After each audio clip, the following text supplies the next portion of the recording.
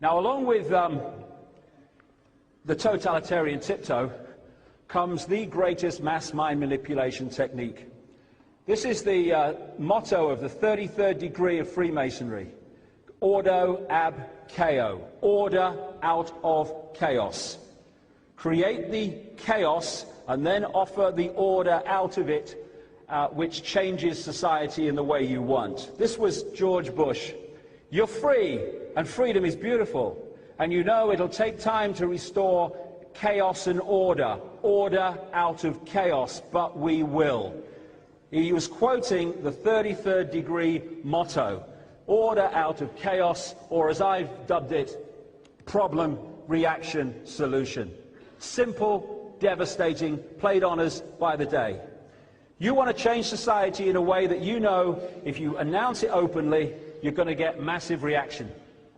So you don't announce it openly, you play this scam. Stage one, you create a problem. Could be a terrorist event, could be a war, it could be a run on a currency, could be a bird flu, it could be any problem that could elicit the outcome that you want. You then, through an unquestioning, pathetic mainstream media, you tell the people the version of this event that you want them to believe, i.e. Lee Harvey Oswald killed Kennedy with a gun that shot bullets that went there and then came back again. I.e. a guy in a cave in Afghanistan orchestrated 9/11, and all this stuff. And if we had a media worth the name journalism, problem, reaction, solution would not be possible. It would collapse immediately. Because real journalists would investigate the official version of the problem, they'd find it was a nonsense, and they would tell the people that, and they'd get a different reaction. Because they don't, because the mainstream media is just a public relations office for the official version of events, it goes through virtually undiluted. Official story, media, official story received by the people. And what they're looking for at stage two, the reaction, is outrage, fear, and words to the effect of something must be done, this can't go on, what are they going to do about it? Which allows those who've covertly created the problem, who've gleaned that public reaction, do something, they can then openly offer the solutions to the problems they have created. I've just described 9/11, by the way. I've also described the Second World War, where you had, when you do the research, a global elite that was behind the Russians, the Soviet communists as they became, who was behind the governments of Churchill and Roosevelt, one of the major, like I said earlier, Illuminati frontmen of the 20th century, who were behind the Nazis in Germany and who brought them into conflict, a major global problem. If you want to change something globally, you need to create a global problem. Conflict, Second World War.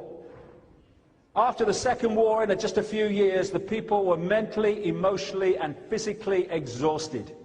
When they are doing those mind control horrors I talked about earlier, they get the victims exhausted, mentally, physically, and emotionally, because an exhausted mind becomes a much more suggestible mind. And so, how do we stop this happening again? I'll tell you. After the Second World War, an explosion of globally centralized institutions, the United Nations, the Bretton Woods Agreement, along came the World Bank, the International Monetary Fund, and all this other stuff. And the world was transformed by the problem of the Second World War. Same with the First World War. And this was one of the most clear and obvious problem, reaction, solutions I've ever come across. I went on a radio station in Los Angeles days after 9/11 because they'd heard on the internet I was saying it wasn't bin Laden, this was an inside job. This was in the first week after it. And they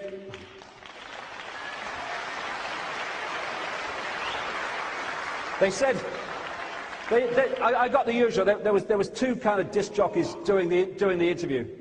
And I didn't work out which one had the brain cell that day. It wasn't easy. And it was, oh, what are you on, your man, all that stuff. And I said to them, okay, I'll do you a deal. If this has not happened in the next month or 2 months, then I'll come back on your show and I'll hold my hand up and say I was wrong. All right, mate, yeah, we'll do that. Well, they never did, because it happened. It was called the Patriot Act, among many other things. Because what I said was, this is going to be used to take away far more basic freedoms that we've taken for granted, and exactly what it was used for, as well as getting the war on terrorism. Henry Kissinger was supposed to have said this at a Bilderberg meeting in 1991. Whether he said it or not, it sums up exactly the situation.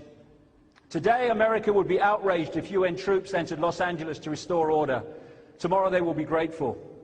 This is especially true if they were told that there was an outside threat from beyond, whether real or promulgated, that threatened our very existence. When presented with this scenario, individual rights will be willingly relinquished to the guarantee of their well-being granted to them by the world government. Problem, reaction, solution. And there is no need for prophecy about what is unfolding before our eyes today. No need for Nostradamus. In the year 2000, an organization in America called the Project for the New American Century produced this document, Rebuilding America's Defenses, Strategies, Forces and Resources for a New Century, September 2000, 1 year before 9/11. In this organization that produced this document were all the major players that 9 months after this was produced entered the White House and the Pentagon with the Bush administration. Cheney, Rumsfeld, Paul Wolfowitz, who was Deputy Defense Secretary at the time of 9/11, he's now head of the World Bank, and a stream of other people who have become known as neocons. Michael Ledeen in the top left-hand corner, connected into Licio Gelli and P2 and all that stuff in Italy. Richard Pearl, one of the great architects of the invasion of Iraq. John Bolton, another architect of the invasion of Iraq, now United Nations ambassador for America. Feith, another one. Jeb Bush, who is the president's brother. And this guy, William Crystal, who's a Murdoch clone in America, who's the chairman, or at least was chairman, unless they've changed it since I last looked, of the Project for the New American Century. These are the people behind the document I'm going to talk about. By the way, anyone remember Mr. Pastry? Is anyone old enough? You won't, will you? But when I was a kid, there was this children's entertainer in Britain called Mr. Pastry. He used to jump around a lot. Well, I always called John Bolton Mr. Pastry. I think it's uncanny, it's spooky, isn't it? It's spooky. And I'd rather Mr. Pastry, to be honest, was America's ambassador to the UN. I think we'd be safer.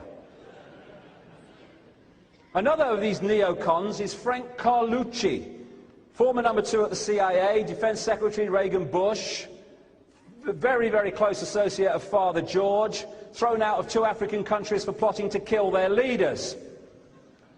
Yes, we must stop terrorism, Frankie. John Negroponte, another man fundamentally connected to horrific... Yes, we must stop terrorism, Frankie. John Negroponte, another man fundamentally connected to horrific American terrorism in Central America and elsewhere. Another one of these neocons that are protecting us from the terrorists. So what did this document say in September 2000?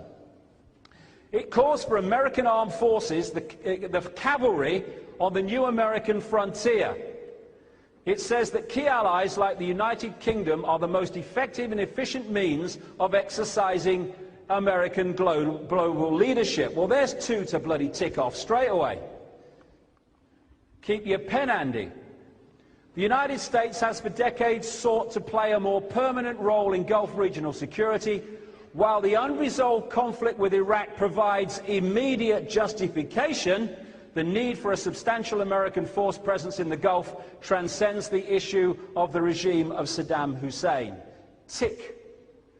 It calls for a blueprint for maintaining global US, i.e. Illuminati, preeminence and shaping the international security order in line with America's principles and interests. This American grand strategy, it says, must be advanced as far into the future as possible, and the US must, quote, fight and decisively win multiple simultaneous major theater wars as a core mission. And that's exactly what they're doing. We've had Afghanistan, we've had Iraq, and now they're trying to wangle a conflict with Iran. Tick. It says that peacekeeping missions demand American political leadership rather than that of the United Nations. It highlights North Korea, Syria, Iran and Libya as dangerous regimes and says they're existence justifies the creation of a worldwide command and control system, World Army. Now, the Axis of Evil speech involved in its claims of evil Iraq, Iran, North Korea, straight off the pages of that document. It was written by a Bush speechwriter called David Frum, who is one of those neocons connected to those people that produced the document. And they say, oh, we're still trying to stop the war with Iraq. Oh, God, please, you've been planning it for years, mate. This document spotlights China for regime change, saying it is time for the presence of American forces in Southeast Asia. This could lead to American and Allied power, providing the spur to the process of democratization in China. They want a war with China. I've been saying it for 10 years. That guy with a patch on his chest said exactly the same. It's leading to a war with China. They want a global problem that they can finally impose their global solution. To stop this ever happening again, we need a world government with power to stop it and an army to stop it. Exactly where they're going, which is why I was able to say this. In 1998, the plan is to engineer events real and staged that will create enormous fear in the countdown to 2012. This includes a plan to start a third world war, either by stimulating the Muslim world into a holy war against the West or by using China to cause global conflict. Maybe both. The China thing is happening.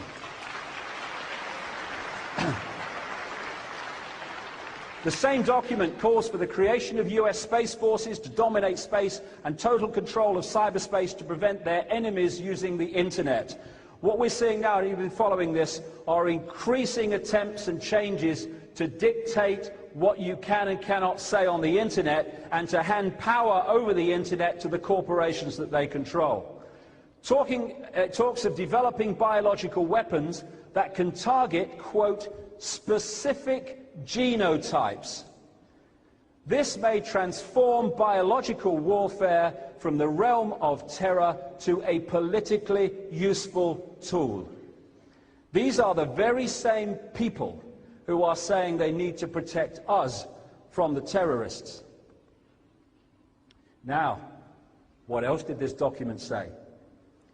It said that this process of transformation, all this list of things it wants to happen, would be likely to be a long one, absent some catastrophic and catalyzing event like a new Pearl Harbor. Those words were published in September 2000. 1 year to the month later, we had what Bush called at the time our Pearl Harbor. Catastrophic and catalyzing event. Elephant in the living room. Who's benefited from 9/11? That's the great antidote to problem, reaction, solution, that question. Who benefits? Who benefits from me believing this version of events? Well, do the Muslim world benefit? Oh, no. What about the people who died in 9/11? No. Ooh, who can benefit from this? Only those that wish to use it to justify transforming society in the image they require. I go into this whole 9/11 thing in this book, but I'm going to go through the whole structure of it in the next half an hour or so. It has justified so much. Blair said, since 9/11, the world has changed. Yes, it has. It was meant to. The movie tells us that it was 19 hijackers orchestrated by Osama bin Laden and Al-Qaeda. The secret agenda is problem, reaction, solution. Cheney called the war on terrorism a dirty war that might not end in our lifetimes. That's the idea. You have a war with a country, you're going to at some point reach the end of it. But when you have a war on terrorism, when does it end? When do you know the war on terrorism's over? Well, the answer in this case is when you stop planting the bombs, mate. That's when it stops. But how do the people?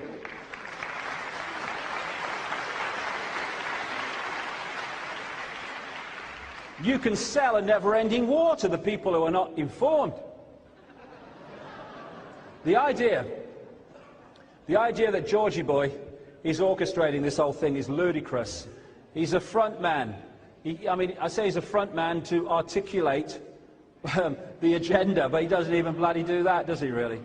The people behind him, the people you never see. Cheney is much higher in the hierarchy than Bush. His father is much, much higher in the hierarchy than his son. And that's basically summing up what the situation is. Puppet on a string. And then there's Blair boy. Tony Blair was brought in. John Smith left us at precisely the right time. How can I put it like that? And the moment this guy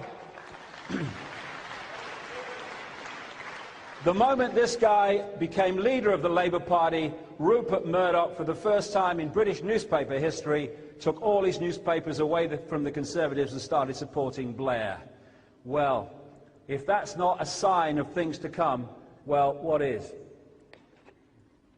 So Blair becomes leader, and the two sides of the Atlantic work in coordination to the goals that we're seeing now. Alice in Wonderland. Alice said nothing would be what it is because everything would be what it isn't. And contrary-wise, what it is, it wouldn't be. And what it wouldn't be, it would, you see. That's the world we live in. Home is that way. This is the movie. This is the agenda. And we're being confused all the time by smoke and mirrors and different messages to make the truth go over there and us to look over there. And we'll see that very clearly as this section of the talk unfolds. 60 years before 9/11, we had Pearl Harbor.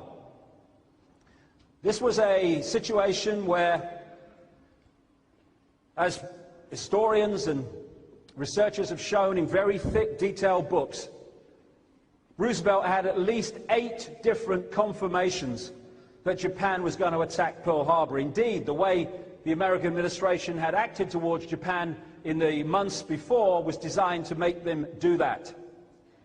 And I came across, I've got my glasses, I've got them here.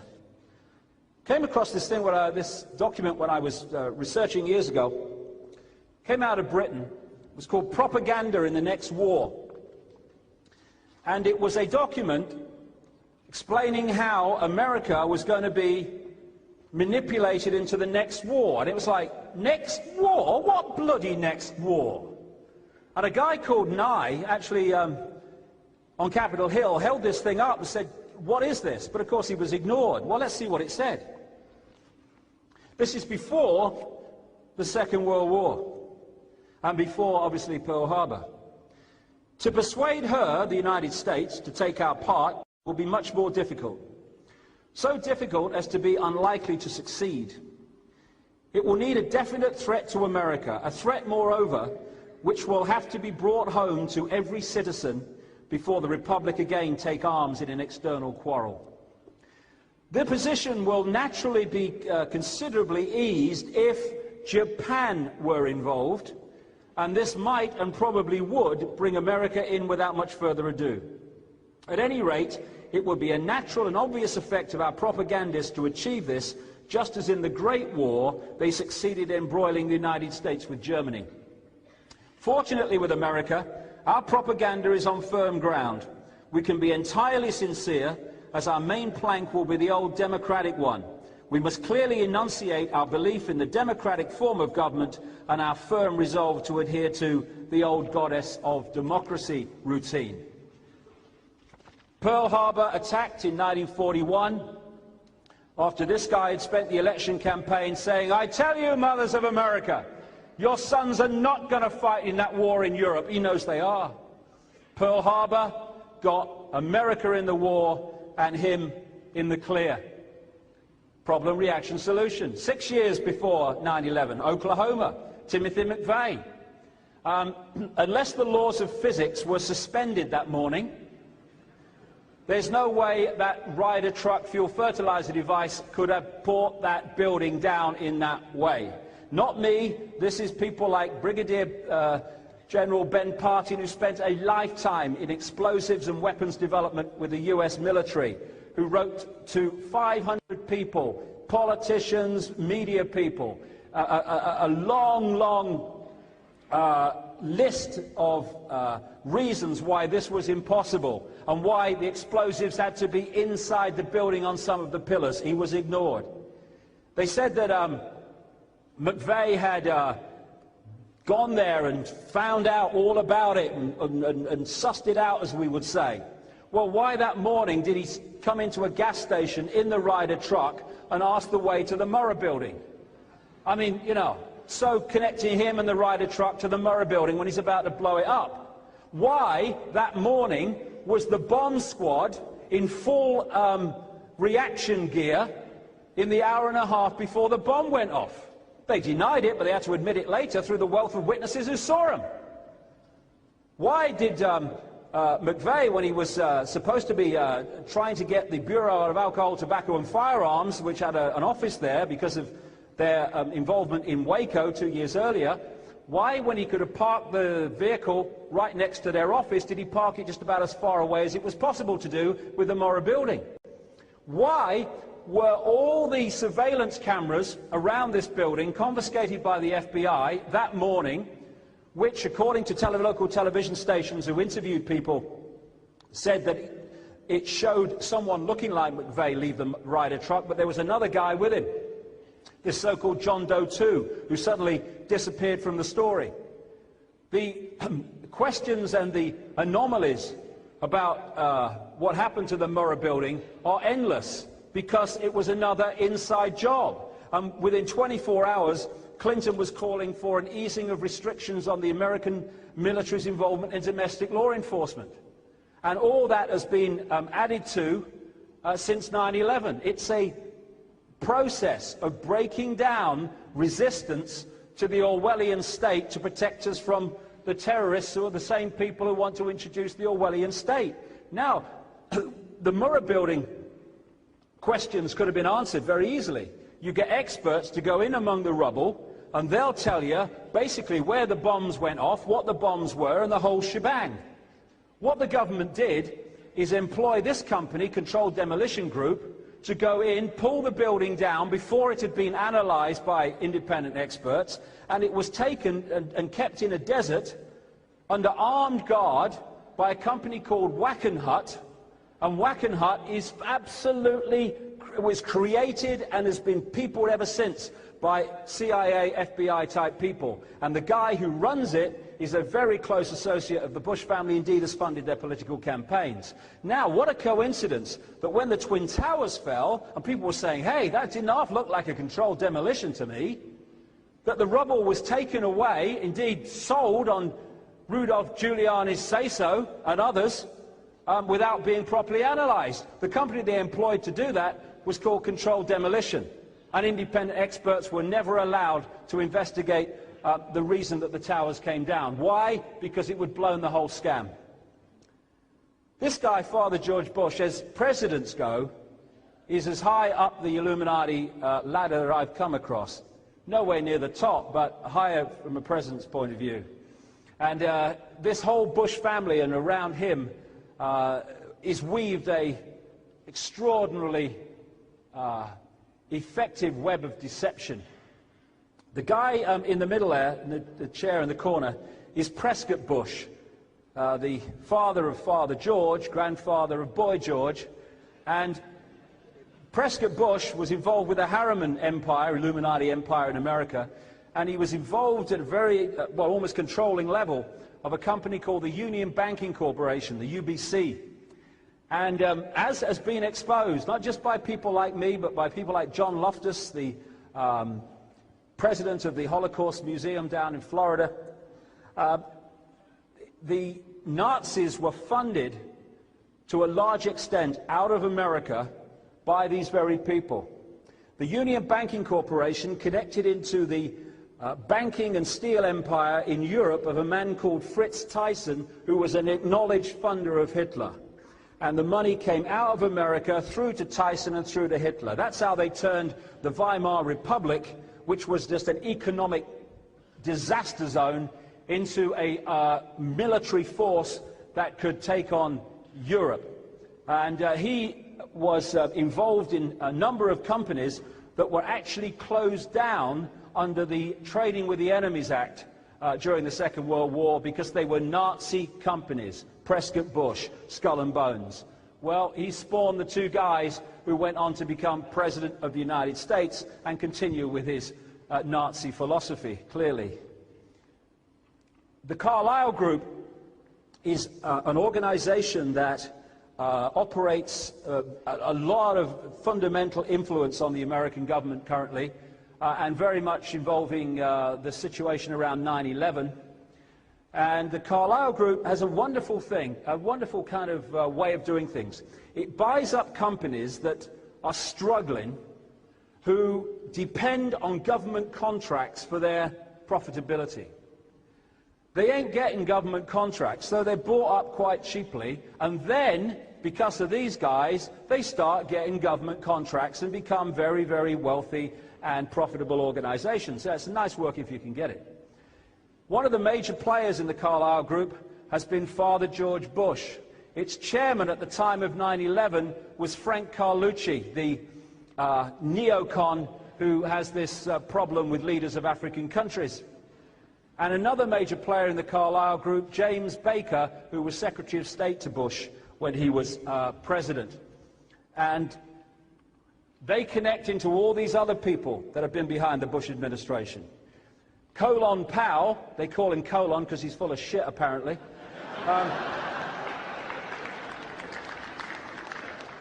Colin Powell described Carlucci as my mentor. Do you think Carlucci and the Carlyle Group might have had just a bit of influence at the State Department when Powell was head at the time of 9/11? I think they might. And of course, one of the other things about the Carlyle Group is their major game is weapons sales. When you have a war, that's real good for business. Best of pals, the Secretary of Defense and aspartame man Donald Rumsfeld was a roommate of Carlucci at Yale University, home of the Skull and Bones, and he was a classmate of Baker at Yale. Again, all these people connect and behind the scenes operate the same agenda. Carlyle Group and Father George Bush had a very famous family who were their clients, the Bin Laden family. You may have heard of them, and did a lot of business with them. When Boy George started his first energy company, appropriately called Abusto Energy, because every energy company he was involved in went abusto. It really did. One of the investors in Abusto Energy was a guy called Salem bin Laden, who was the head of the bin Laden construction empire at the time. And then he died in a plane crash in Texas, which is kind of funny. If you get close to the Bush family, I wouldn't travel by air. Bush family, I wouldn't travel by air, from what I've been seeing over the years. And the Carlyle Group connected into the Bin Laden family. This was a lovely one. You remember the Khobar Towers? It was in Saudi Arabia as part of the American base, and it was blown up, and it was blamed on Osama bin Laden and Al-Qaeda.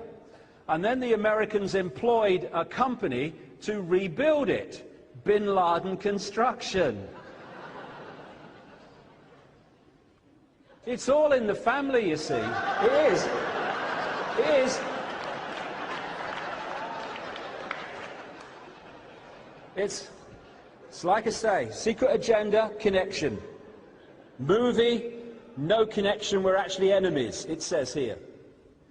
And of course it was the Americans that brought about Al-Qaeda, as we'll come to. Now, one of the things that Bush kept saying was, we must get bin Laden after 9/11. Well, he actually did anything but. So I think we need a whiff here on many occasions through the next few minutes. This is Greg Palast, very good journalist, does some stuff for Newsnight, an American. I'm not saying Newsnight is brilliant, but he's very good. He did an investigation into this old bin Laden Bush connection and Al-Qaeda, and he said this in a report on Newsnight. I received a phone call from a high-placed member of a US intelligence agency. He tells me that while there's always been constraints on investigating Saudis, under George Bush, this is the son, it's gotten much worse. After the elections, the agencies were told to back off investigating the bin Ladens and the Saudi royals, and that angered agents because they didn't want what was coming to be destroyed by legitimate investigations and arrests before then. On the same report by Greg Palast, this is Michael Springman. He was the US consulate in Jeddah, Saudi Arabia, at the time of Father George Bush's presidency. And he said this on camera. In Saudi Arabia, I was repeatedly ordered by high-level State Department officials to issue visas to unqualified applicants. These were essentially people who had no ties to either the Saudi Arabia country or their own country. I complained bitterly at the time there. I returned to the US, I complained to the State Department, to the General Accounting Office, to the Bureau of Diplomatic Security and the Inspector General's office. I was met with silence. What I was protesting was in reality an effort to bring recruits rounded up by Osama bin Laden to the US for terrorist training by the CIA. They would then be returned to Afghanistan to fight against the then Soviets. And another guy who died at a very inappropriate time in terms of getting some truth out about this, Robin Cook, former Foreign Secretary, he said just before he died, throughout the 80s, bin Laden was armed by the CIA and funded by the Saudis to wage jihad against the Russian occupation of Afghanistan. Al-Qaeda, literally the database, was originally the computer file of the thousands of mujahideen who had been recruited and trained with the help of the CIA. So the whole Al-Qaeda is an American creation, an American invention, which is then used as the villain to hide who is really responsible for these terrorist outrages that have led to the changes in society that we've come across.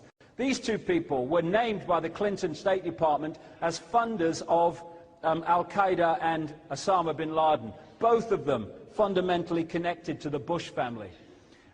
Bin Mahfouz was a funder of Harkin Energy. He was involved in the Carlyle Group. Harkin Energy was another Abusto company of Boy George Bush. And this is why, days after 9/11, when people who with brown faces, never mind what their religion is, we can't be bothered, you've got a brown face over here, were being arrested and kept without charge or trial or even knowledge of their families of where they were after 9/11,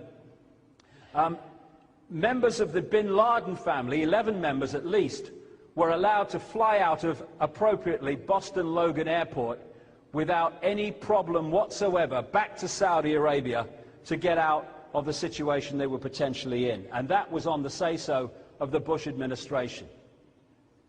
Negroponte, he's the UN ambassador at the time of 9/11. He was involved in horrendous stuff. I won't go into it, we've got time, but horrendous stuff in Central America, horrendous treatment of people and mass murder. And he's gone on to be head of all US operations in Iraq and now head of US intelligence. All the same people to create the right outcome.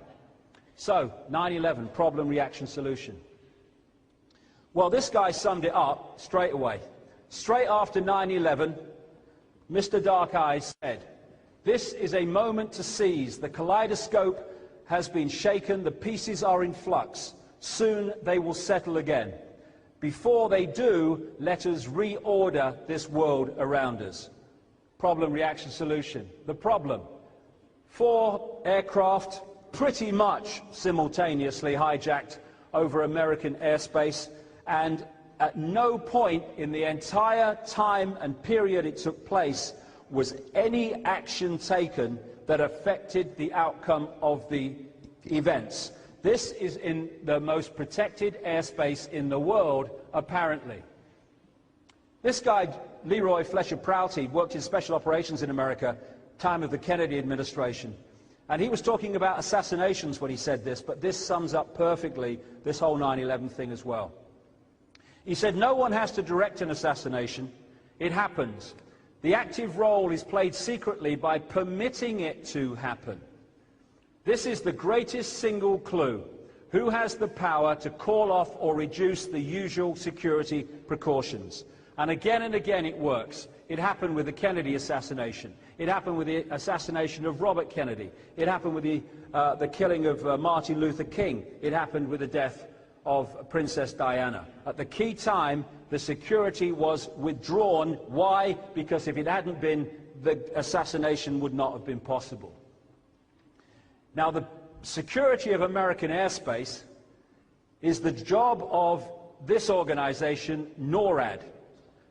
And it's very clear in the regulations, you can get them on the internet. Whenever a plane is hijacked or loses contact with air traffic control, they have to immediately tell NORAD, the military Air Force organization, which defends the airspace of not only America but Canada, and they send up jets to see what the hell's going on, because you can't have planes flying around not connected to the communicating with the ground, with especially the airspace of the east of the United States. So that's what happens, and it happens like 120, 130 days a year they send jets up in these situations.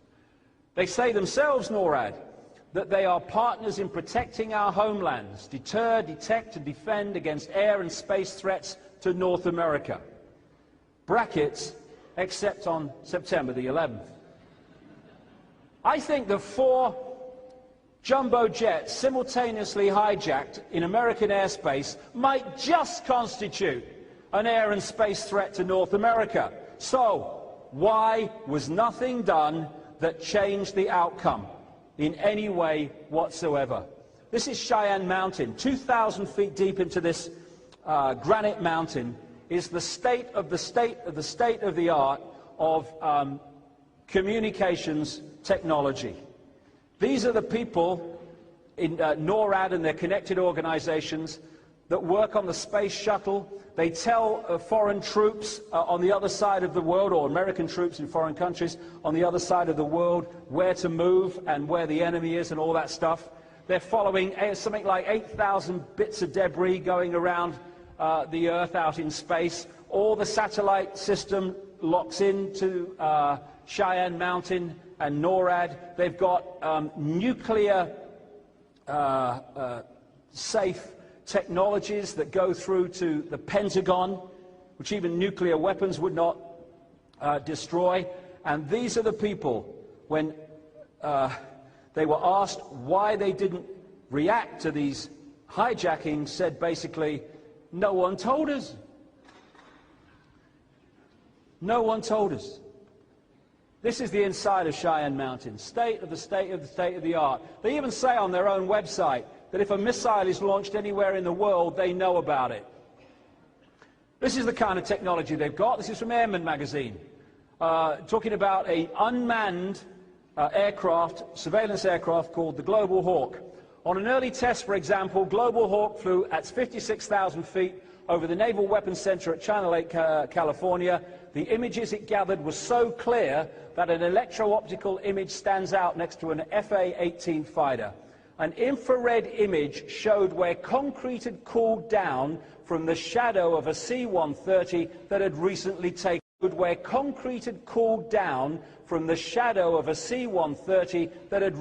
taken off. That from 56,000 feet. And they can't find bin Laden. And they didn't know what was happening on 9/11 because somebody never told them. What actually happened will become clear. So we have these 4 aircraft. They are hijacked. What should have happened, and like I say, what happens every other time, is NORAD send jets up and they find out what's going on, and they have this plane movement sign system that tells the pilot to follow them and land where they show them. When this guy, Payne Stewart, a golfer, he took off, I think it was from Florida. He was in a small plane, one of these Learjet things or something, and it took off, and they had a compression problem, and they all kind of, everyone in the plane, including the pilot, went unconscious. The air traffic control people involved told NORAD. NORAD scrambled jets, and the jets taking over from other jets as it passed across America, escorted the plane across America until it ran out of fuel to make sure it was going to crash in a place where there was no population. It said in all the news coverage at the time that the Joint Chiefs of Staff in the Pentagon, in their command center, were watching this happen. That's what they did for a Cessna with a handful of people in it. What did they do for a 767, 757? Nothing that made any difference to the outcome. Why? Because they weren't meant to. The Federal Aviation Administration, they call it, we call it the authority in this country, they have told me that it was their, and NORAD have told me that it was their responsibility to tell NORAD what was going on. And if what NORAD say happened is true, then this organization has a hell of a lot of questions to answer about its lack of reaction. But there were many other reasons why this reaction didn't happen, as we'll come to. One of the interesting things about the Federal Aviation Administration is that in the year of 9/11, its head of security became Michael Canavan, who left immediately after 9/11, and his former job was head of psychological warfare and special operations in the American military. Bit of a career move, I feel, and an appropriate man to have on 9/11.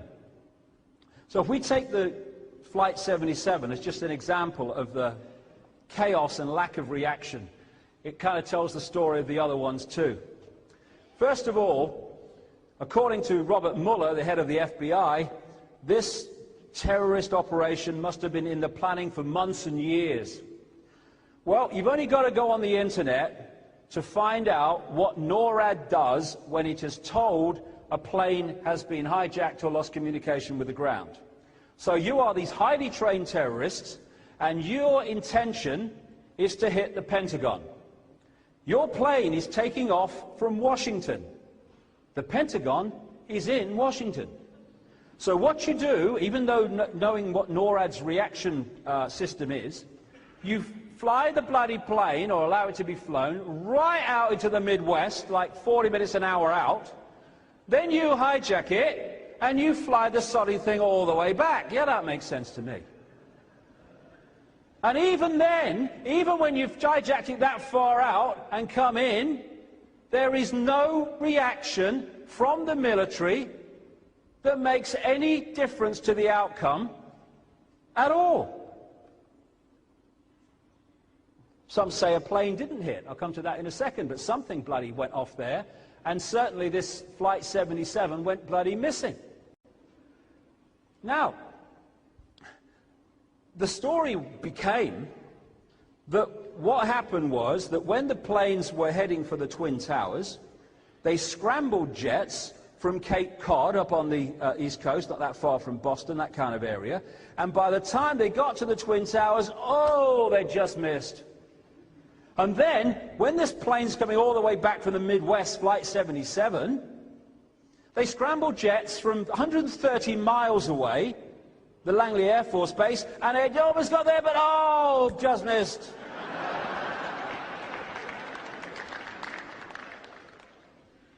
I've got a question. 10 miles from the Pentagon in Washington, D.C. is the Andrews Air Force Base. They have no-fly zones over Washington. And I rang NORAD, and I said, how do you police the no-fly zones over Washington? And they said, we leave it to the Federal Civilian Administration, the Federal Aviation Administration. So I'll get on to them. How do you police the no-fly zone over Washington? Because, you know, the way I look at it, a plane can be in there pretty damn quickly, you know, if you don't watch them. Oh, we react as appropriate. We react as appropriate.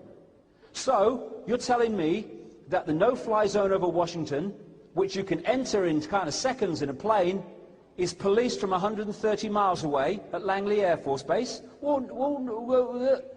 It's policed from here, the Andrews Air Force Base, 10 miles down the road from the Pentagon. By the time they're off the runway, they're looking at the bloody place. No reaction from the Andrews Air Force Base to a plane coming in to hit the Pentagon. And even as the mainstream newspapers reported, immediately after the Pentagon was hit, planes, they said, were scrambled from the Andrews Air Force Base to protect the airspace over Washington. Well, what were they doing before? Was it, lunch go on a bit or what? Ridiculous. They were not scrambled because they weren't meant to. DC Air National Guard, the Capitol's Guardians, own website. They say here, the DC Air National Guard talks about all the planes it has, stands ready to respond to the needs of the District of Columbia and the nation should the needs arise, except on September the 11th. Not one plane took off until the Pentagon was hit and it was all over. This is from a news report about the system. It happens all the time. When a small plane recently entered the 23-mile restricted ring around the US Capitol, 2 F-16 interceptors were immediately launched from Andrews Air Force Base, just 10 miles away. In a similar episode, a pair of F-16 Fighting Falcons on a 15-minute strip alert were airborne from Andrews just 11 minutes after being notified by NORAD that a Cessna was straying towards the White House. Jumbo jet? Nah, won't bother, mate. Another cup of tea. Now, the 9/11 Commission, which the Bush administration fought so hard to stop, but eventually they couldn't, so they put a guy in who's going to come up with the right stuff, they said that NORAD mistakenly sent jets assigned to guard the nation's capital to positions over the Atlantic Ocean. Ooh, what are they doing? I thought Washington was the capital of Bermuda, mate. That's why I sent them there. It's all bollocks. An order by Dick Cheney to shoot down hijacked planes did not reach pilots until 30 minutes after Flight 93 crashed. What did they send? Carrier pigeon? It's a nonsense because it's hiding the truth of what happened. It's why they lie to us. People say, why do Bush and Blair lie so much? I said they don't lie so much. They lie all the time. They have to, because they are constructing the movie version of events to hide what's really happening. Therefore, they have to lie all the time. The 9/11 Commission said that FAA controllers lost track of Flight 77 for 36 minutes because of a glitch in the radar system. It was all going wrong that day, wasn't it? They were slow to react and there was confusion about what they do. Well, not on any other day. This is what the hijack regulations say. You get them off the internet. The NORAD escort service will be requested by the FAA hijack coordinator by direct contact with the Pentagon Command Center. If you are in doubt that a situation constitutes an emergency or potential emergency, handle it as though it was an emergency. There's no confusion there. That's what it says. That's not what they did. Now, this whole story about launching jets, that wasn't even said at the time. On the day, or a few days after 9/11, a guy called General Richard Myers, who was the acting head of the Joint Chiefs of Staff, the top uniformed soldier in the American military, was asked if planes were launched before the Pentagon was hit. And he said, to the best of my knowledge, to the best of your knowledge, days later, have you not asked? To the best of my knowledge, no planes were scrambled until after the Pentagon was hit. Now, that's immediately sounded so stupid that they wouldn't react in any way. But by September, now that's immediately sounded so stupid that they wouldn't react in any way. But by September the 15th, they were still saying publicly that no planes were scrambled until the Pentagon was hit. It was only on September the 19th, 8 days after 9/11, that they issued a press release from NORAD saying, actually, we did launch jets from Cape Cod and Langley Air Force Base, confirming a CBS Dan Rather report of many days earlier. So it was yes, we did, and no, we didn't. That's what he said. Got me things out of order here. That's what he said, Myers. He then said a few days later, we've learned that they did scramble jets, and then they said they didn't, and then they said they did 8 days later. So the official story was not constructed until 8 days after the event. Now, these three guys are the three top people in the American military. The Commander-in-Chief Bush, Secretary of Defense Rumsfeld, and General Myers. It's very interesting about their stories of what happened that day. First of all, where was Bush? He was down at a school in Florida. And I was in a bar in Bermuda after I'd spoken there, just after 9/11. I was watching CNN live. And I saw Bush stand up and say, at a town meeting, as they call it, a public meeting with obviously selected guests, as usual. And he was asked by a little boy called Jordan what he was doing on that 9/11 day. And he said, well, Jordan, he said, I was at a school. He said, and I was, just before I went into the classroom, he said, I was looking at the television, he said, and I saw this plane hit the World Trade Center. And he said, this is word for word, he said, and I thought, what a terrible pilot. That's what he said.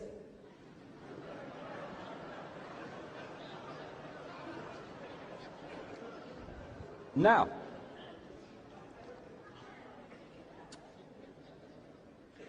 the first plane was not shown on live television, only the second one.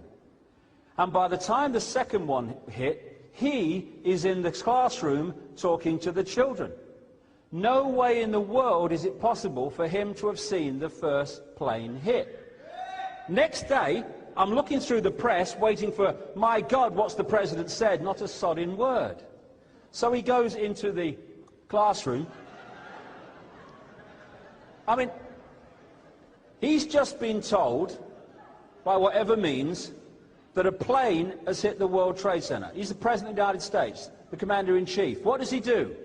He goes into a classroom and reads a story about a pet goat.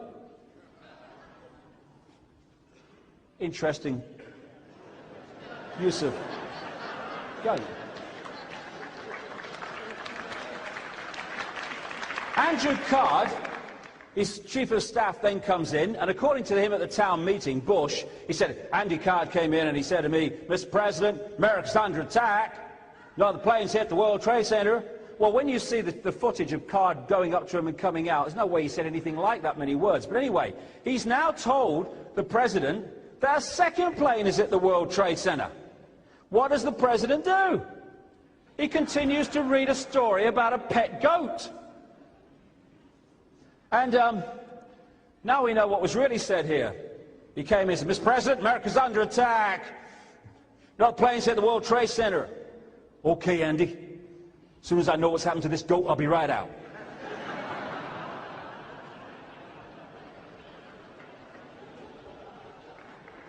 There you go.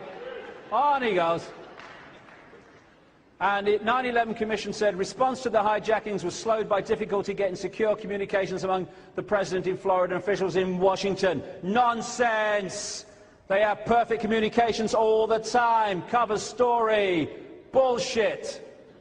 And then he goes off to his plane, which they said was supposed to be the next target, according to a phone call they later said was not true. And he rings to see how the sport's getting on, and away we go. Then we come to Rumsfeld. I've got this on tape at home. He went on Larry King Live, and he was asked, just after 9/11, what he was doing on that morning. And he says that he was in his office at 8 o'clock at the Pentagon, just down the corridor from the command center that reacts to hijacks. And the plane was just taking off, the first one, Flight 11 from Boston. And he said he was hosting a group of politicians to talk about terrorism. Whoa, synchronicity day that was. He said that after a while, someone walked in, it's all on tape, and gave him a note, and he read it, and it said that a plane had hit the World Trade Center. He said he walked out to get a CIA briefing. He said, and within 15 minutes, he said, of leaving the room, getting the note, he felt a jarring thing, which was the Pentagon being hit on the far, far side of the building. So he's given us a timeline here. Pentagon hit 20 to 10. Go back 15 minutes, we're 25 past 9. He's saying that the head of the military, the defense secretary, the Pentagon, was handed a note at 9:25 to tell him that the World Trade Center had been hit by the first plane at 9:45, and they never mentioned the little detail that another bugger had hit at 9:03. And no one had told him that another plane was heading towards the sodding Pentagon. Nonsense. This is the regulations that they have to follow. The command center will, with the exception of immediate responses, forward requests for Department of Defense assistance to the Secretary of State of Defense for approval. It goes on to say the Secretary of Defense has to be told immediately there's a problem. 9:25. Well, soon enough. Nonsense. This guy, Richard Myers, he said on American military radio and television that he was on Capitol Hill about to go into a meeting with a politician called Max Cleland when he saw on the television that the World Trade Center had been hit. He's the uniform head of the US military, just down the road in the Pentagon. What does he do? Does he get on the phone? Does he say, what's going on? No. He said he went into the meeting with Max Cleland. He said he came out, no one told him about the second plane. He came out, he said, and immediately he came out of the meeting, someone said, another plane's at the World Trade Center, and he said, just after that, someone said, the Pentagon's been hit. Timeline. He went into the meeting, he claims, before 9:03, because he didn't know about the second plane, comes out around 9:20 when the Pentagon was hit, and he is saying that no one told him the second plane had hit, that another plane was heading towards the Pentagon in all that bloody time. Nonsense. That guy was somewhere else that we'll come to in a second. It's all a frickin' lie, the whole bloody thing. Richard Clarke, who was the White House terrorism advisor, has said in a book that he was part of a teleconference during the 9/11 attacks, and one of the people involved in the teleconference was General Richard Myers, who was not with a meeting with Max bloody Cleland at all, just as Rumsfeld was telling a pack of lies about what happened to him. What was actually going on, has become clear since, is that there were a series of Air Force military exercises in the airspace involving the 9/11 planes that were symbolizing attacks on America. On that morning of all mornings, this was going on under various names. One of them, or a number of them, involved hijacked planes, but one of them involved a plane hitting a building. What a coincidence, stands back in amazement. And who was it that was in charge of this whole shebang that morning? Dick Cheney, Vice President. And what's becoming clear is this: NORAD and the FAA and all these other people had elements involved in all these exercises. And so when it started hearing things about hijacked plane heading for this, hijacked plane heading for there, people were actually saying, is this real or is this the exercise? Complete bloody confusion, which is exactly what those exercises were set up to do on that day, and they had the desired effect. And amid that confusion, nothing was done. This is what another thing that happened. 6 air traffic controllers who dealt with 2 of the hijacked airliners on that day made a tape of their experiences and what happened and what they were dealing with. And the tape was destroyed by a supervisor without anyone making a transcript or even listening to it, the Department of Transport said today.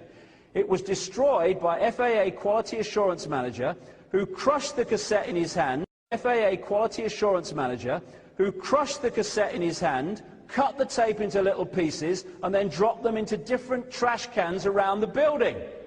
Do you reckon he didn't want us to hear it, or what? And all around the 9/11, you find stuff that was relevant being destroyed. Evidence. Elephant in the living room. My God. Inside job from start to finish. Total frickin' lies. I was in Australia, and this guy who is involved in the computer system that defends Australian airspace from air attacks was with me for a day, and he told me that the airspace over the Canberra Parliament building involves a system that if a pilot enters that airspace, he is invited not by a human being but by a computer to punch in a 4-digit code that gives him permission to fly through that airspace. If it's not punched in a very short time, then the plane is taken out by ground-to-air missiles. That's what happens in Australia. What happened when Flight 11 came in, or Flight 77 rather came in, to the Pentagon? Nothing. It means there's no air defense to the Pentagon. They've admitted they've got ground-to-air defense for the White House. I mean, couldn't they just point them a little bit in the other direction? I mean, the Pentagon's not far. Nothing. Because it was being allowed to happen. No one has to direct an assassination. It happens. The active role is played by secretly permitting it to happen. This is the greatest single clue. Who has the power to call off the usual security precautions? Who had that power? The very people who've used 9/11 to take away basic freedoms and launch a war on terrorism. In other words, a war of slaughter. Then we've got this thing. I don't understand this. I think it's really strange. You know where the classic shot of the Pentagon is the big wall had fallen? Well, that happened about 20 minutes to half an hour after impact. Before that, that's basically the area of the hole. Must have been a sodding small plane, that's all I can say. Whatever it was. It's the size of the plane it was supposed to be, and just take into account that wall fell not on impact, but 20 minutes to half an hour afterwards. I think there might have been a bit more wreckage about than we saw, actually, myself, if that had been the case. And there was that hole on the other side. They said the reason there was no wreckage is the plane disintegrated when it hit the building. Well, a bit of it didn't. It came out the other side inside. What was that?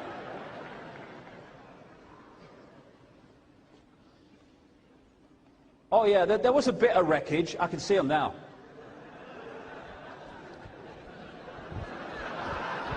Yeah.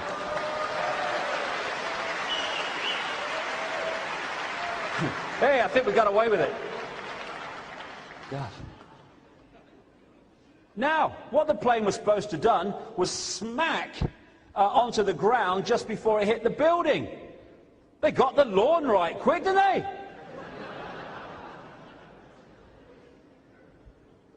Alan Titchmarsh must have been flown in.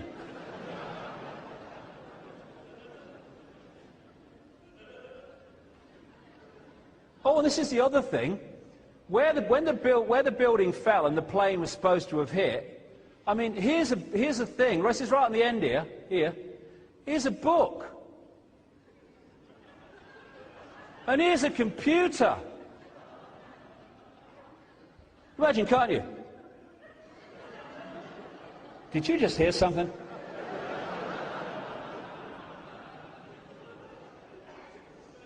But yet again, some people say it was actually a cruise missile or something akin to that. Some say it was another kind of plane. But it was very strange. But then again, as with the wreckage of the Twin Towers and the Murrah building, I've been to this gas station, as they call them in America, this petrol station. It's right opposite the Pentagon, where the Pentagon was hit.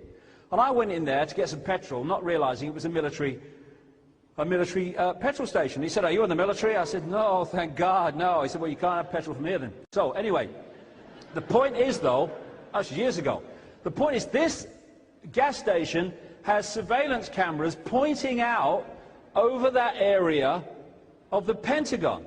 Okay, no problem. As with McVeigh and the whole thing in Oklahoma, okay. Do you want to see what happened? All this conspiracy theory and all that stuff? Look, okay, just sit down a minute. Let me just put the tape on. There you go, that's what happened. Those were confiscated, those tapes, on the morning of 9/11 and never been seen since. I mean, there's not surveillance cameras. There's surveillance cameras at the local shop. There's not surveillance cameras all the way around the Pentagon and looking in at the Pentagon. Put the tape in, darling. Let's see, and we'll go away. No, we're not allowed to see. And that's one of the great red flags of this whole conspiracy stuff. When When we seeing or hearing something would support the official story, we're allowed to see or hear it. When us seeing something would demolish the official story, we are not allowed to see or hear it. And that's why security cameras are working when they want to catch someone, and they miraculously cease to work when the true story of something like this would happen. How did they do it? Well, I'll tell you how they didn't do it. People who couldn't fly Cessnas did not fly those planes into buildings with such perfection. This is one flight instructor, about two of them. It was Dumb and Dumber. I mean, they were clueless. It was clear to me they weren't going to make it as pilots. One of them was described as, one of them said, I was surprised he could even drive a car. And there we go. They flew these pilots. These two guys were supposed to be involved. They failed to keep up their flight training, and one of them left for the Yemen for a year. Maybe you learn to fly there, who knows. Mazawi, this guy who's kind of obviously mentally imbalanced, who they've used to highlight the whole thing again in this court case, he was described as a poor pilot who failed to obtain a license despite hours of training. So what did they do, this Al-Qaeda network? They found anyone who had any ability to fly a plane and said, get them, we'll have them. I mean, it's a joke. Arab terrorists were not flying the bloody planes, please. Yes, they were.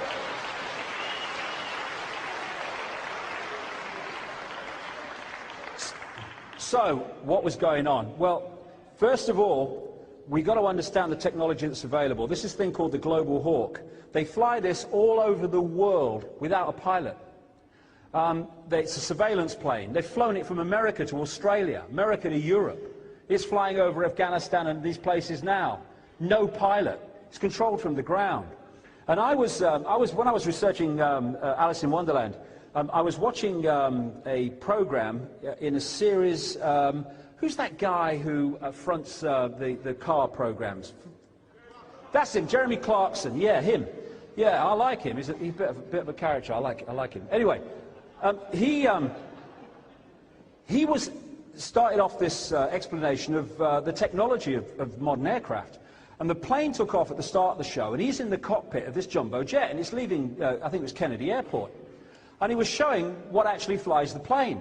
And the pilot took the plane off the runway, and then he pointed it at the first, I think they call them way stations or something like that, in the sky. There are points in the sky which the computer picks out, and it goes to that one. When it gets there, the computer readjusts and takes it to the next one, flies it over the Atlantic. Once the thing's off the ground, the computer's flying the plane. It comes into Heathrow, and the plane landed, the front wheel was on the bloody white line in the middle, and it applied the brakes, all done by computer. The next thing the pilot did was turn it and taxi it to the bloody gate. Quite simply, if you can get control of the flight management computer system from the ground, you control the bloody plane. Simple as that. And that's what they do with this. And that's what they did, I would suggest, on 9/11. It's this Global Hawk, big thing, it's got the wingspan of a 737. And in the summer of 2001, a book came out by a former investigative producer of ABC, a guy called Bamford. And he was investigating the National Security Agency in America, which is much, much bigger than the CIA, more important. But what he did in his research, he came over this thing called Operation Northwoods, which was 40 years ago, and run by the Joint Chiefs of Staff, in other words, the Pentagon. And this is what he found, and run by the Joint Chiefs of Staff, in other words, the Pentagon. And this is what he found. This was in official documents he came across. They obviously thought were destroyed. Operation Northwoods, the plan called for innocent people to be shot on American streets. This is the Pentagon. For boats carrying refugees fleeing Cuba to be sunk on the high seas. For a wave of violent terrorism to be launched in Washington, D.C., Miami, and elsewhere. People would be framed for bombings they did not commit. Planes would be hijacked using phony evidence, all of which would be blamed on Castro to justify an invasion of Cuba 40 years ago. And This is another thing that was in this document. They were going to do this 40 years ago. An aircraft at Elgin Air Force Base would be painted and numbered as an exact duplicate for a civil registered aircraft belonging to a CIA proprietary organization in the Miami area. At a designate time, the duplicate would be substituted for the actual civil aircraft and would be loaded with selected passengers, all boarded under carefully prepared aliases. The actual registered aircraft would be converted into a drone, remote-controlled plane, their word for it. Takeoff times of the drone aircraft and the actual aircraft would be scheduled to allow a rendezvous south of Florida. What it was going on to say was that when the drone aircraft replaced the real aircraft, it would be flown, according to its flight plan, that's why they chose that particular route, over Cuba, and it would be destroyed by radio-controlled explosion, and it would be blamed on a ground-to-air missile from Cuba, therefore justifying the invasion of Cuba. They had the capability of doing that with a remotely controlled aircraft 40 years before 9/11. Imagine the technology they have now. That's what happened, and this, NORAD, is one of the major organizations that's been involved in the development of remotely controlled aircraft. The black boxes. If us seeing or hearing something would destroy the official story, we don't see or hear it. Where's the black boxes? Oh, they're destroyed, mate. Well, that's funny. It doesn't happen in other cases. The hijackers. 19 hijackers. We don't know who they are. Suddenly, here's the list. Size of shoes. Everything. And you know what they've said? They've just come out and said this. The reason they knew this is because it was all in Mohammed Attar's bag that didn't make it onto Flight 11. The coincidences, that's just amazing. Synchronicity, it must be true. These people, 7 of these people at least, have been tracked down by the mainstream press. They're still alive. What do they do, parachute? I mean, what's going on? And then you've got these Korans everywhere. They left them in bars, in bloody hotel rooms and bloody cars. I mean, what were they? The Islamic equivalent of the Gideons? Who were these people?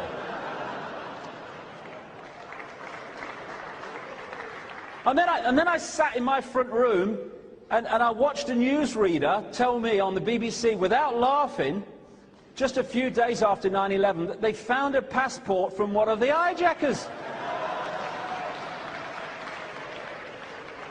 I mean, was it singed? I mean, what, you know? I'm not a physics major, but paper passport, I think there's questions to ask here. And I rang the New York police a year later when I was doing the Alice in Wonderland book, and oh no, we can't talk about that, there's an ongoing investigation, oh God. And then there was an ITV television documentary a year after 9/11, and they asked the same question, and the FBI said, the hijacker's passport is a rumor that might be true. This is a year after they've called a press conference to announce it. Why? Because we go back to connecting the dots. They know that vast majority of people do not connect the dots. They don't remember what they were told on this day as opposed to what they were told on this day and this day. And therefore, what they wanted in that period was emphasise, program, yes, it was them Islams, yeah. So we found a passport, proof. Oh, we found a Korans in this, everywhere. Oh, it was them Islams. And then, once the programming is done, they can just walk away, because they know most people won't say, well, hold on a minute. But some people do, and increasing numbers of people do. And that's how the dots get connected. Now, this is extraordinary. This is the official FBI timeline of Mohammed Attar. They said that him and this guy, Abdulaziz Al-Amuri, who turned out not to be, actually, instead of being in Boston when they were going to hijack Flight 11 in the morning of September the 11th, they drove down to Portland, Maine the night before. I mean, you know, was it a better hotel? I mean, what's going on? So, and he said that they left their hotel on the morning of September the 11th at 5:33 to catch a plane at 6 o'clock, which is the only one that would have got them onto Flight 11. Did the alarm not go off? Did they oversleep? I mean, what are we talking about here? See them dashing around the hotel. Oh, Abdul, get up. See the time, knickers, pants everywhere. Oh. Then they're supposed to arrive to catch a plane at 6 o'clock. And it was all these great hijackers. And one of the things that people say is, oh, no, I saw Attar get on the plane. They've got this surveillance camera. No. Of all the airports in all the world, at this time when there's cameras everywhere, the one international airport with no surveillance cameras in its departure lounge is Boston Logan Airport. There are no pictures of him getting on the plane. This is Portland, Maine, where this comes from.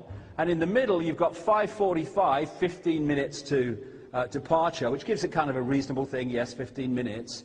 But actually down here, it's 5:53, in fact 5:54, 6 minutes to departure, which would ask the question, why did they leave it so sodding late? Well, maybe it wasn't too important for them to get on it, because maybe they didn't know they were going to hijack something.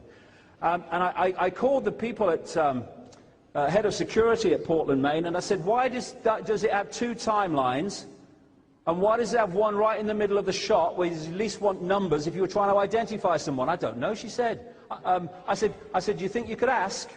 Do you think you could look at the tape and call me back? She says, oh no, the FBI took that tape away on the morning of 9/11 and we've not seen it again. Of course, that was put in because in the newspapers that's what the framing was.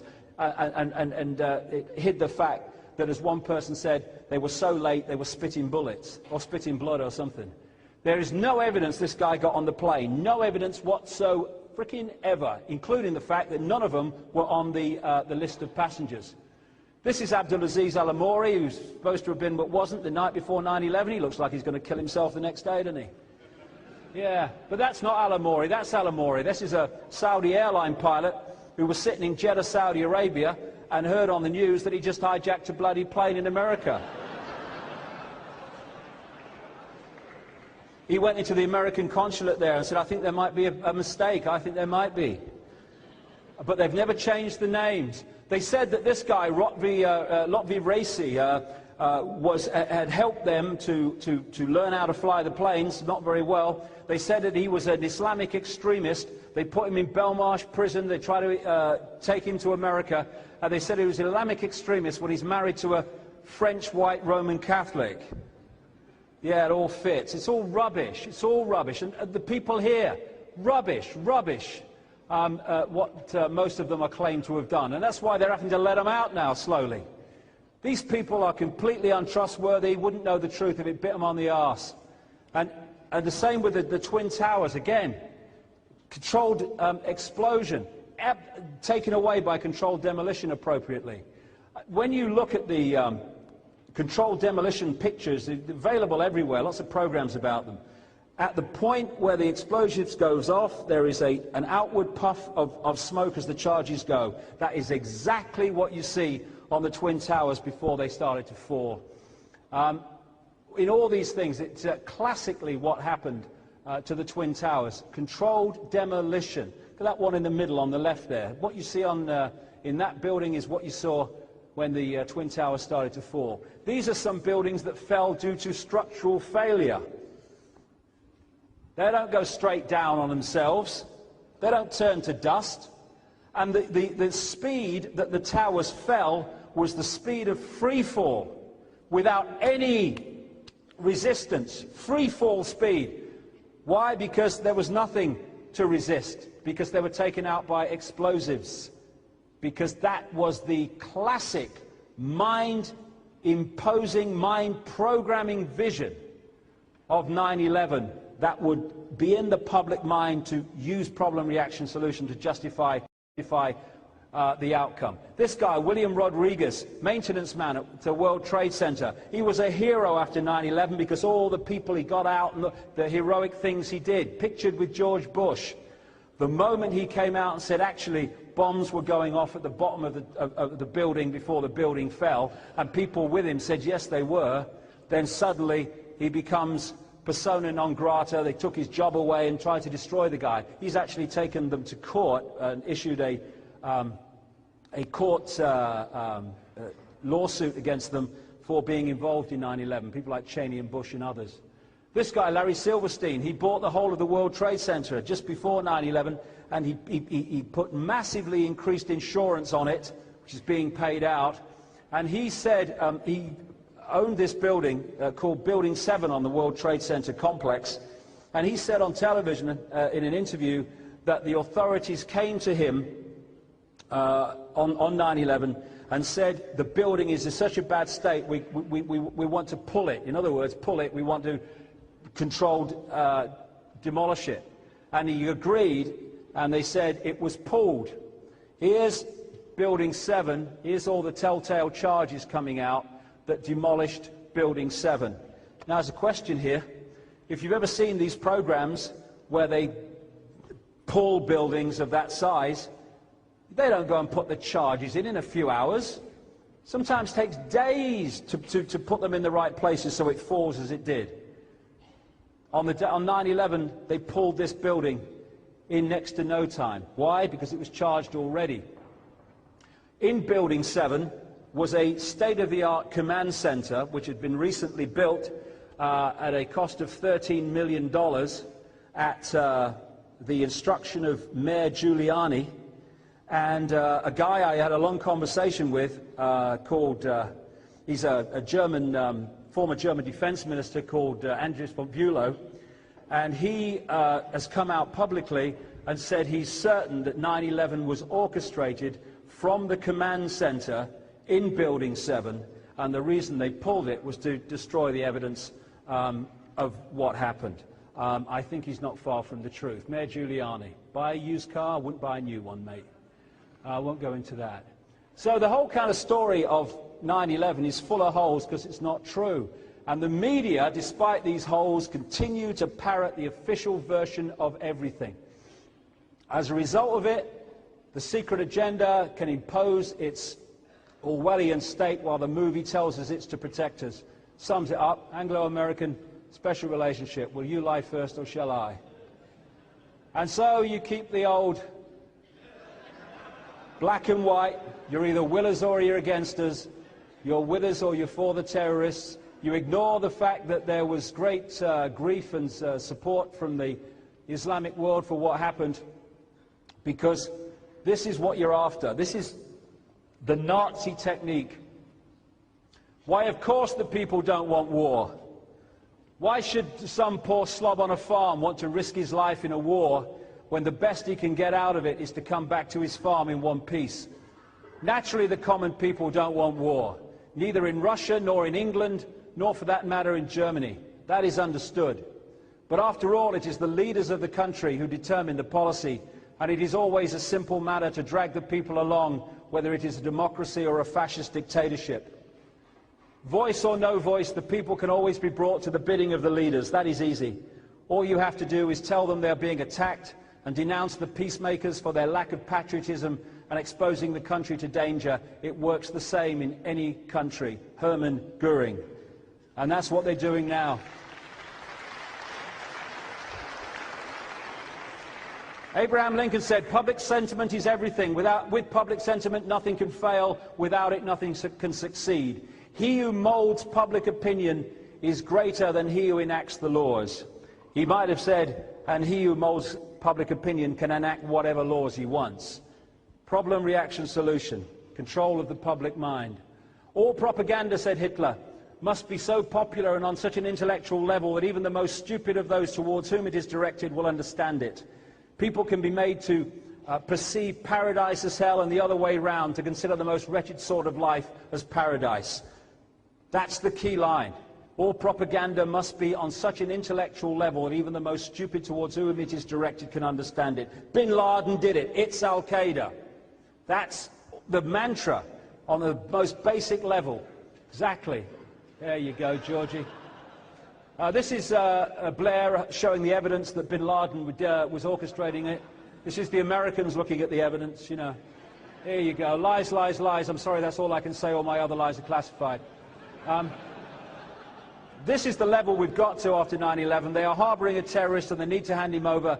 There's no need to discuss innocence or guilt. We know he's guilty. That's the new world order that we're coming into.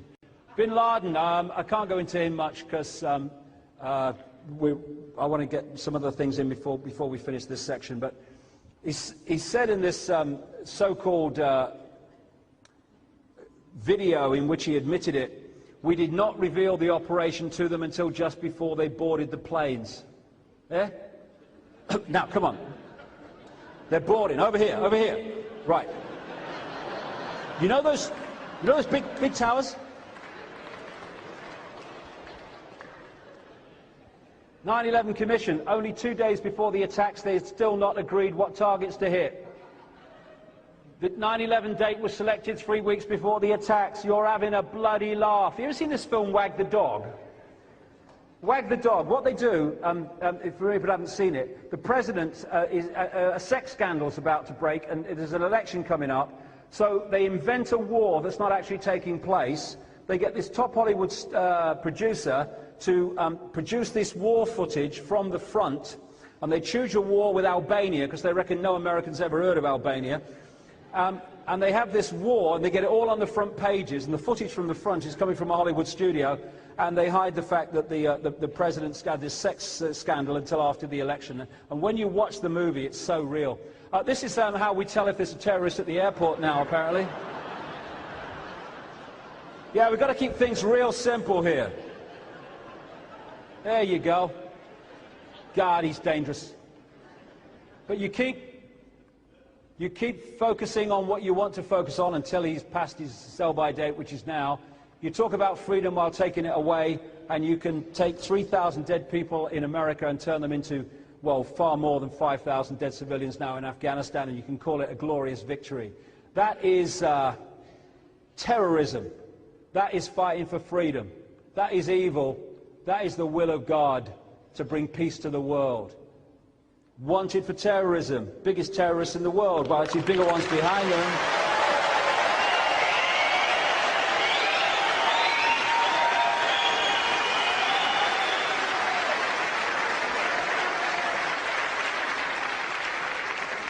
Bigger terrorists than them behind them, but on the public stage there they are. Definition of a terrorist: one who favours or uses terror-inspiring methods of governing or coercing government or community, hence terrorism. I wonder if that definition includes 16-year-old ice cream vendors in Afghanistan having their legs blown off. I wonder if it involves the slaughter of innocent kids in Afghanistan, the invasion of a country that was a Stone Age country in the middle of a famine at the time. This was before the invasion. Yeah, all of that, created by the CIA, wanted by the FBI. Strange but true. Those Tora Bora tunnels where he's hiding, they were built by Bin Laden Construction with CIA money funneled through ISI, the Pakistan intelligence agency. There you go. You're the head of the snake, you're the head of the snake. You're both right. Then we had the anthrax outbreak, which ended immediately. It was revealed that the strain was only used by the American military. Went straight off the headlines then. I saw this headline: Cheney says anthrax packages are very worrying. I put on the bottom, well, stop sending them then, Dick.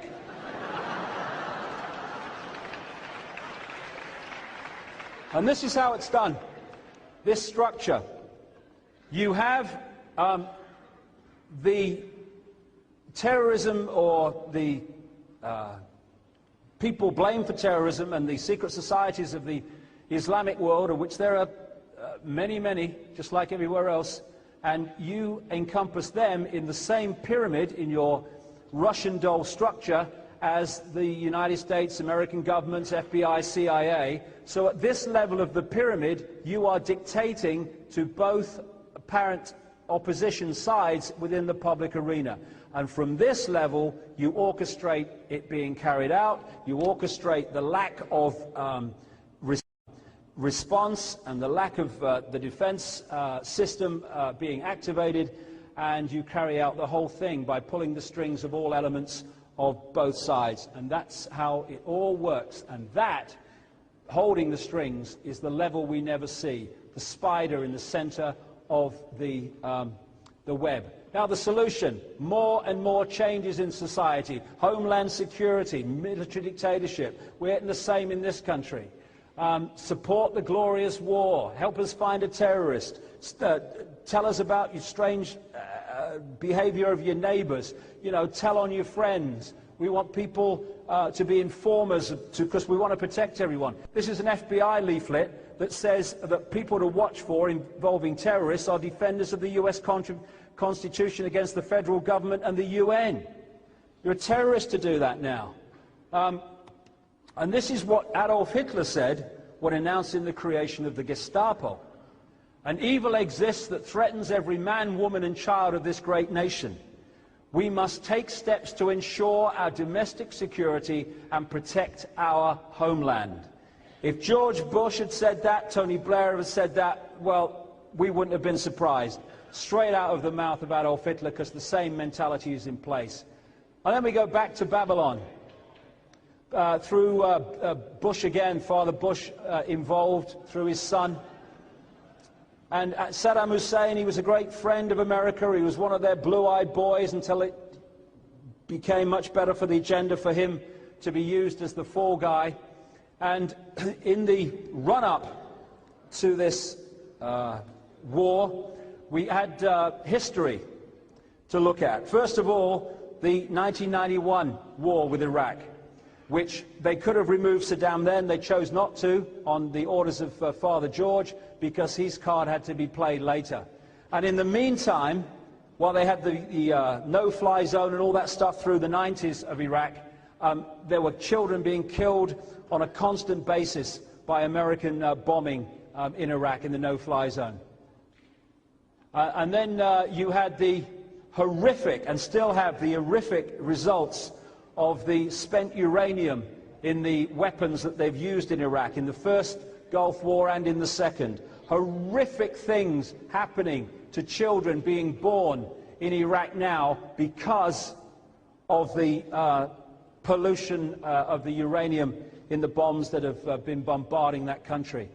Then we had the sanctions on Iraq in the run-up to the second war, which, according to UN figures, cost fantastic numbers of lives of children. 500,000, 1 million are some of the figures that have been talked about. 4,500 children under the age of 5 dying each month in Iraq because of the sanctions in the run-up to the war. And this was an interchange on a 60 Minutes program in America. We've heard that 500,000 children have died as a result of sanctions in Iraq. I mean, that's more children than died in Hiroshima. And you know, is the price worth it? Secretary of State at the time, Madeleine Albright, I think this is a very hard choice, but the price, we think the price is worth it. And when I talk about America and Britain, I'm talking about their governments being used as vehicles of this hidden force, this Illuminati, to bring about the global change I'm talking about. Not the people. There's vast numbers of people in America that don't want this. And they've taken over Iraq because that was the idea. The idea they're going to come out of it is just ridiculous. They're there because they're meant to stay there. And this is the special relationship. Blair's time is coming to an end now, but same thing will continue. Now, invasion checklist. Missiles, tanks, troops, planes, bombs, ships, guns, a reason. Problem, reaction, solution doesn't always need a real problem. It just needs the public perception of a problem. And so they invented the idea of weapons of mass destruction to sell the idea of the invasion. Now, of course, people get, you know, challenged. Oh, where are the weapons of mass destruction? But it doesn't matter, because what they wanted to achieve by the lie has been achieved. They're in Iraq and they ain't coming out. Again, the secret agenda in the movie telling us different things. This is a leaked document from Downing Street that shows that they were certain they were going to invade Iraq long before they actually did. In fact, it was years. There you go, there's the reason. Dead simple. And there he is, he's found in the plane, look, special. So, yeah, Iraq was involved in 9/11. Here's the weapons of mass destruction evidence. Here's some more, and along we go. There's their whole dossier on the weapons of mass destruction. Not a problem. There's one of them. There's the mobile weapons laboratories. Look, there you go. They're very, very canny, these people. Many look like a London bus. And, of course, like I said right at the start, just because you have two sides that appear to be against each other doesn't mean they're not controlled and manipulated by the same force. In 1983, Donald Rumsfeld was sent to Iraq to organize the shipment for Saddam, there's the meeting, of biological and chemical weapons for use against the Iranians in the Iraq-Iranian war. And these were the chemical weapons shipped through the American government from American corporations that were used to kill the Kurds. But because they keep that quiet, it means they can use the chemical attack on the Kurds as a justification to remove Saddam. It's all smoke and mirrors. And this is not me surmising this. This came out in official documents, I think 2002. This is it's a report in a newspaper. Donald Rumsfeld, the US Defense Secretary and one of the most strident critics of Saddam Hussein, met the Iraqi president in 1983 to ease the way for US companies to sell biological and chemical weapons, including anthrax and bubonic plague cultures, according to newly classified US documents. And before he became Secretary of State, Donald Rumsfeld was on the board of a European engineering giant called ABB. And he was on the board when they sold nuclear technology to North Korea. And then he becomes Secretary of State and says, they're dangerous, North Korea, they've got nuclear technology. Yes, you sold it to them, you silly sod. But it was meant to be sold to them. Problem, reaction, solution. Keep following the white rabbit, keep believing what they tell you, and war is peace and get a brain more hands. And as a result of it, slaughter in Iraq. And somebody told me John Wayne was dead. I don't think he's dead. I see him everywhere. I see him on Fox News. I see him on CNN. I see him in the US military. He's everywhere. Go get him, John. Sitting on tanks, embedded journalists. Oh, I see them all. Yeah, go get them, John. This is the stuff they don't want us to see. The real impact of the war on terrorism by the terrorists. Every single day it's happening. Liberated, liberated, liberated. And this, the thing that they're using also are cluster bombs. They're these people that are protecting us from the terrorist cluster bombs. A spokesman for the International Committee of the Red Cross in Iraq described the scene in Hilla as a horror. Dozens of severed bodies and scattered limbs. Journalists found babies cut in half, amputated limbs, kids with faces, a web of deep cuts caused by American shell fire and cluster bombs. Robert Fisk, a journalist worth the name on The Independent, described the mortuary as a butcher's shop of chopped up corpses. This is what cluster bombs do. And this is what is being done in our name, wrongly, but in our name in Iraq, and they want to do it in other places too. And somebody tells me that people that do this wouldn't kill 3,000 people on 9/11 to give them the justification of doing this. You know, if we think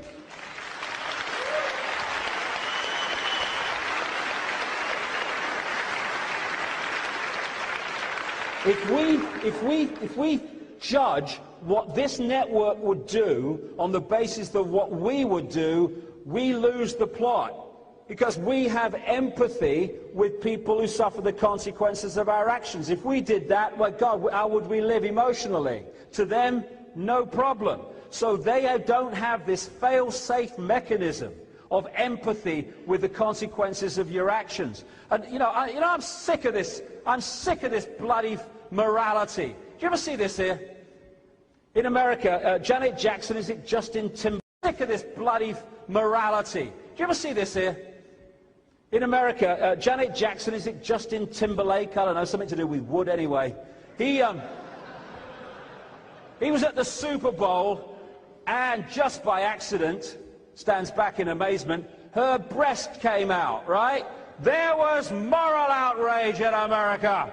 It's disgusting, Janet Jackson. Immoral. I wonder which of these pictures is more sodding immoral.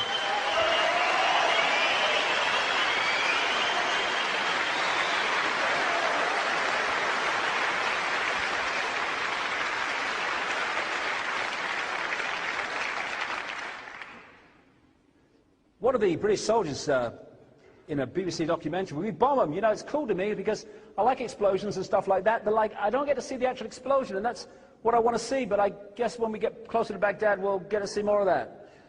Yeah. Ooh, yes. Support our troops. No. Support people who are coming from a point of empathy. Not all of them are. Some of them may be, but misguided in the way they express it, but not all of them. And even the troops. This is a surgeon in Germany talking about the incredible life-changing, life-destroying things that are happening to troops that are never talked about. Our boys, like I said earlier, we will not surrender. No, we don't sodding have to. We send these poor buggers to face it, to fight on our behalf. Yeah, no problem. And Henry Kissinger summed the whole thing up when he called the military dumb, stupid animals to be used as pawns to foreign policy. And that's all these guys are to these people that run the world. Couldn't care less. And then, you know, it's all the fake stuff goes on, like they pulled this bloody statue down. I was in America. I watched CNN hold a live picture of this statue for 2 hours, live, before it actually came down. And I love this one. It was in a place called Palestine, I think it was Palestine Square, something like that. They were the people there watching it come down. I don't think too many myself. On the front of the Evening Standard, there they are again. What? Where did they come from? And then what you do is, as someone pointed out, if you go through the crowd, you see the same guy over and over again. What they've done is they've taken a shot off the telly of a few, and they're just going to make them smaller going back. You can trust the media. They wouldn't lie to you. They'd lie to everybody. There you go. Where did it all come from? Then you've got Saddam Hussein. Both ITV and BBC, in the run-up to the invasion of Iraq, they had facial experts look at all this footage of Saddam, and they found at least 7 or 8 different Saddams. And have they got the one at the moment? I don't know. Apparently, according to newspaper reports, his wife was taken to see him, this present Saddam, and it said that she arrived from Syria with her official escort and then entered the prison, emerging only moments later, pink with rage and shouting, "This is not my husband, but he's double. Where is my husband? Take me to my husband." American officials rushed forward to shield Mrs. Saddam from perplexed Russian observers, trying to insist that Saddam had changed quite a lot in custody and she probably didn't recognize him.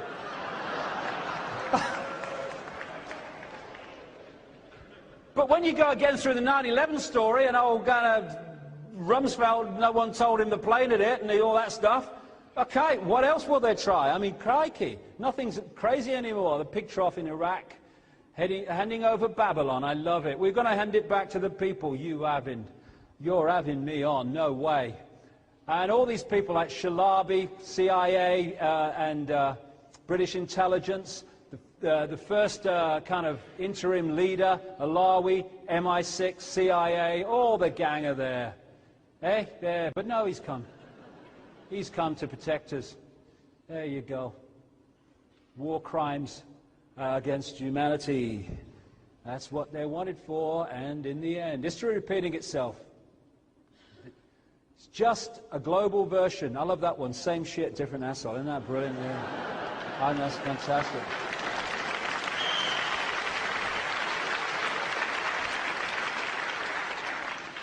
And now we're heading for the next one in the list, Iran. You see, when you follow the kind of background and you follow the project, the New American Century, you know, anyone's followed my website and stuff like that, you're sitting there, okay, They're now well ensconced in Iraq. Okay, it's not going well on the surface, but if you want to stay there, you don't want it to go well, because then you've got no justification for staying there, so you don't want it to go too well. And the next on the list, Iran, and then you're just waiting. Here we go. I know, there's a problem with Iran now. Oh, here we go. And then it'll be North Korea, and then they'll want China. I mean, crikey. Stop asking questions. You're either with us or against the terrorists. I promise never to question authority. You're a good citizen. Go get them, John. Isn't it funny that when you protest like these people here against war, they bloody shoot at you with rubber bullets and stuff? This is a protest in Oakland. And they have now free speech zones back from where anyone's meeting, so you can't protest directly. And, you know, that previous picture is something to emphasize. There are enormous numbers of people in America who don't get a voice. Enormous numbers who would be sitting here today if this was in America, because they can see through it. It's not the Fox News mentality of America is not the only mentality, far from it. But again, we come back to this again. The lie can be maintained only for such time as the state can shield the people from the political, economic and or military consequences of the lie. That's why they have to suppress dissent.